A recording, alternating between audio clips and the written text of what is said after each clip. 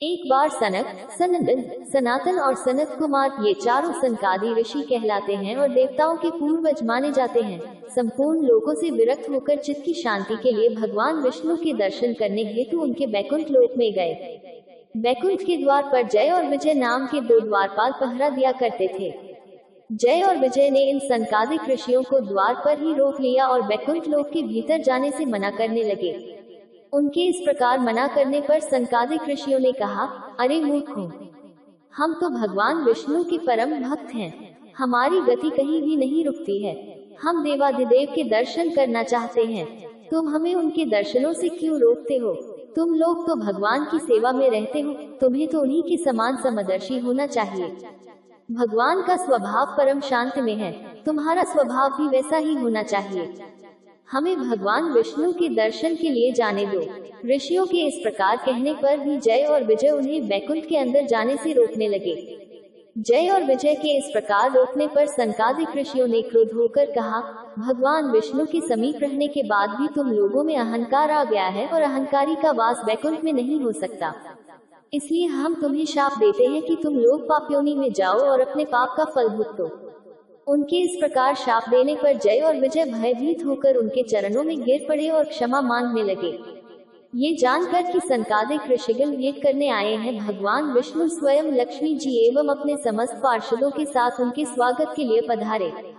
भगवान विष्णु ने उनसे कहा, हे मुनीश्वरों, ये जय और विजय नाम के मेरे पार्षद हैं। इन दोनों ने अहंकार बुद्धि को धारण कर आपका अपमान करके अपराध किया है।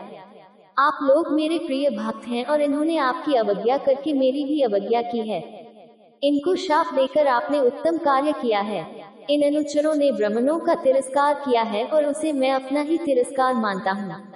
मैं इन पार्षदों की ओर से क्षमा याचना करता हूँ। सेवकों का अपराध होने पर भी संसार स्वामी का ही अपराध मानता है, अतः मैं आप लोगों की प्रसन्नता की भिक्षा चाहता हूँ। भगवान के इन मधुर वचनों से सनकादिक ऋषियों का क्रोध तत्काल शांत हो गया।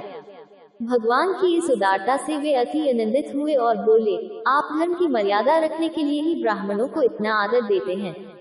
हे नाथ, हमने इन निर्पराध पार्षदों को क्रोध के वश में होकर शाप दे दिया है, इसके लिए हम क्षमा चाहते हैं। आप उचित समझे तो इन द्वारपालों को क्षमा करके हमारे शाप से मुक्त कर सकते हैं। भगवान विष्णु ने कहा, हे मुनिगुणों, मैं सर्वशक्तिमान होने के बाद भी ब्राह्मणों के वचन को असत्य नहीं करना चाहता, क्योंकि इससे धर्म का उल्लंघन होता है।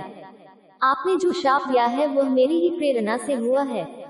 ये अवश्य ही इस दंड के भागी हैं। ये 3 जन्म असुर योनि को प्राप्त करेंगे और मेरे द्वारा इनका संहार होगा। ये मुझसे शत्रुभाव रखते हुए भी मेरे ही ध्यान में लीन रहेंगे। मेरे द्वारा इनका संहार होने के बाद ये पुनः इस धाम में वापस आ जाएंगे। तब जय विजय का पहला जन्म सतयुग में हिरण्याक्ष और हिरण्यकशिपु के रूप में हुआ और वराहावतार और नरसिंह अवतार में हिरण्याक्ष और हिरण्यकशिपु का संहार हुआ। त्रेता युग में रावण कुंभकर्ण के रूप में हुआ, जिनका संहार श्री राम द्वारा हुआ। अंत में तीसरे जन्म में शिशुपाल दंतवक्र के रूप में हुआ और श्री कृष्ण के द्वारा इनका संहार हुआ और ये श्री विष्णु के निवास बैकुंठ धाम में वापस आ गए। जय और विजय बैकुंठ से गिरकर दिति के गर्भ में आ गए। कुछ काल के पश्चात दिति के गर्भ से 2 पुत्र उत्पन्न हुए, जिनका नाम महर्षि कश्यप ने हिरण्यकशिपु और हिरण्याक्ष रखा। इन दोनों यमन के उत्पन्न होने के समय तीनों लोकों में अनेक प्रकार के भयंकर उत्पात होने लगे। स्वर्ग, पृथ्वी, आकाश सभी कांपने लगे और भयंकर आंधियां चलने लगी।